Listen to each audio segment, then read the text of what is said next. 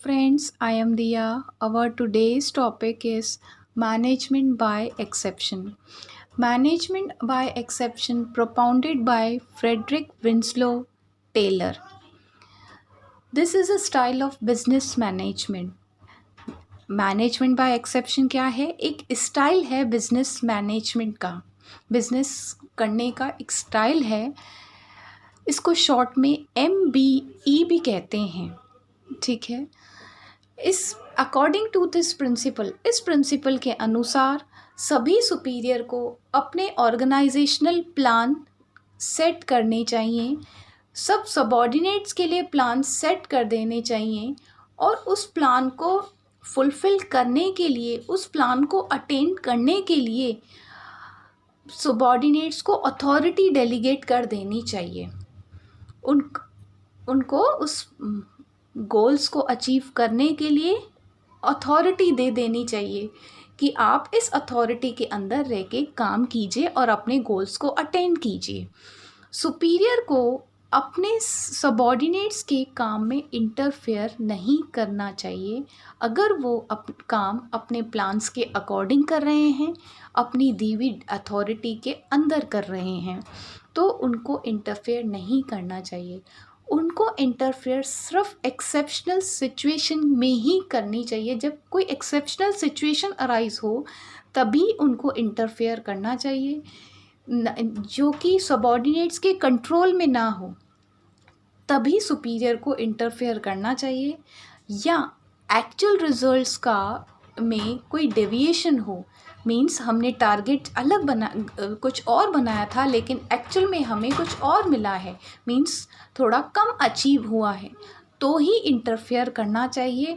Otherwise सब पूरा management subordinates के ऊपर छोड़ देना चाहिए। इसीलिए इसको क्या बोलते हैं? Management by exceptional. Exception means सिर्फ एक्सेप्शनल सिचुएशन में ही इनको इंटरफेयर करना चाहिए। अपवाद की स्थिति होती है ना, जैसे कि कोई एकदम से कोई प्रॉब्लम आ गई, कोई जैसे सबॉर्डिनेट्स कंट्रोल नहीं कर पा रहे हैं, तब उनको इंटरफेयर करना चाहिए। अदरवाइज सारा ही उनको सबॉर्डिनेट्स को दे देना चाहिए। उनको अथॉरिटी भी डेलीगेट कर देनी चाहिए कि आप अपने प्लान्स को खुद अचीव करो। Got it? अब आता है मैनेजमेंट बाय प्रिंसिपल्स के नोट्स मैं आपको लिखवाती हूँ, जिससे आपको ये टॉपिक और क्लियर हो जाएगा और लर्न भी हो जाएगा। Management by exception propounded by F.W. Taylor. According to this principle, superior should set their organizational plan and plan for every subordinates. Superior को क्या करना चाहिए? ऑर्गेनाइजेशनल के लिए प्लान बना देना चाहिए और हर एक सबॉर्डिनेट्स के लिए प्लान बनाना चाहिए। फिर delegate authority to subordinates to perform work and attain goal. Superior को सबॉर्डिनेट्स को अथॉरिटी सौंप देनी चाहिए जिससे वो अपना काम कर सकें और अपने गोल्स को अटेन कर सकें। Superior should never interfere in their work if they work according to their plan. Superior को सबॉर्डिनेट्स के काम में इंटरफेयर नहीं करना चाहिए अगर वो अपना काम अपने प्लान के अनुसार कर रहे हैं, अपनी दी हुई अथॉरिटी के अंदर कर रहे हैं, तो उनको सुपीरियर को इंटरफेयर नहीं करना चाहिए। सुपीरियर को कब इंटरफेयर करना चाहिए? Superior only interfere when the exceptional situation arises or the subordinates not able to control it. Means superior को सिर्फ तभी इंटरफेयर करना चाहिए जब कोई अपवाद की स्थिति हो, जब ऐसी कोई कंडीशन आ जाए, परिस्थिति आ जाए जिसको सबॉर्डिनेट संभाल नहीं पाए, तभी सुपीरियर को इंटरफेयर करना चाहिए या अपनी वो दी गई अथॉरिटी के बाहर, means with in the scope of authority के बाहर काम करें, तो इंटरफेयर करना चाहिए। अदरवाइज सब काम उनके ऊपर छोड़ देना चाहिए। मेरे ख्याल से आपको ये टॉपिक क्लियर हो गया होगा। Management by exception. कि इसमें क्या होता है, मैनेजर ऑर्गेनाइजेशनल के लिए हर एक सबॉर्डिनेट्स के लिए प्लान बना देता है कि आपको ये काम करना है। उनको उस काम को करने के लिए अथॉरिटी दे दी जाती है। फिर उनका स्टैंडर्ड फिक्स कर देते हैं, भाई आपको इतने टाइम में इतना अचीव करना है, ठीक है। उसके बीच में उनको कभी भी मैनेजर इंटरफेयर नहीं करते। फिर जब लास्ट में देखा जाता है उनको जितना काम दिया था उन्होंने कितना किया है। अगर कोई डेविएशन होती है तो मैनेजर इंटरफेयर करते हैं, अदरवाइज़ नहीं करते। अगर कोई डेविएशन हो या ऐसी कोई परिस्थिति आ जाए जो कि सबॉर्डिनेट्स नहीं संभाल पा रहे, तब मैनेजर इंटरफेयर करते हैं, अदरवाइज़ नहीं करते। इसीलिए इस प्रिंसिपल को बोलते हैं मैनेजमेंट बाय एक्सेप्शन।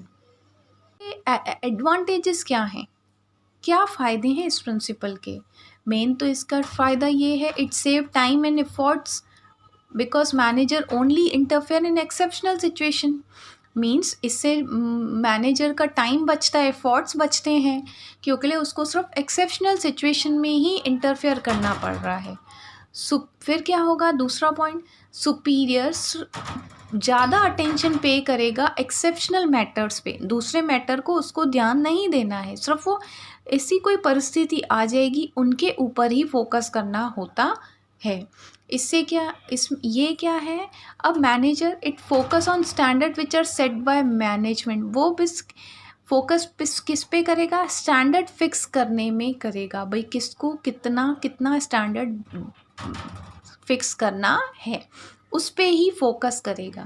बाकी उस स्टैंडर्ड को कैसे अचीव करना है वो तो सबऑर्डिनेट्स का काम है, ठीक है।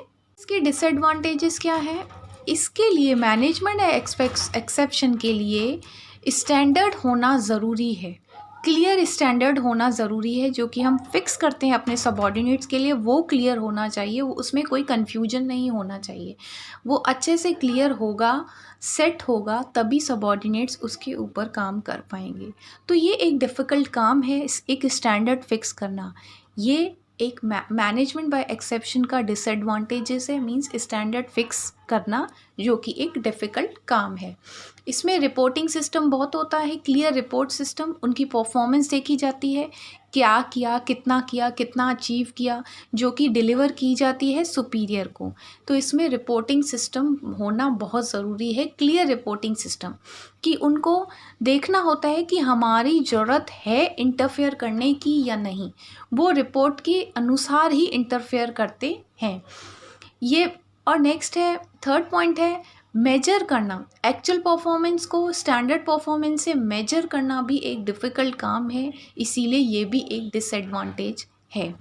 इसमें अथॉरिटी का डेलीगेशन ज़रूर किया जाता है, क्योंकि बिना इसके कोई काम नहीं कर पाता, तो इसीलिए इसमें अथॉरिटी नेसेसरी डेलीगेट की जाती है कभी कभी। अब इसका नेक्स्ट फिफ्थ पॉइंट है, अथॉरिटी डेलीगेट करने से कोई सबऑर्डिनेट्स उसका मिसयूज़ भी करते हैं, ठीक है।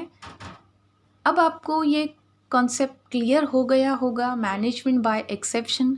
अब मेरे नेक्स्ट वीडियो में मैं आपको प्रिंसिपल्स ऑफ मैनेजमेंट क्लियर करूँगी। अगर आपको ये मेरा वीडियो पसंद आया हो तो लाइक करें, शेयर करें और मेरे चैनल को सब्सक्राइब करें। Thank you.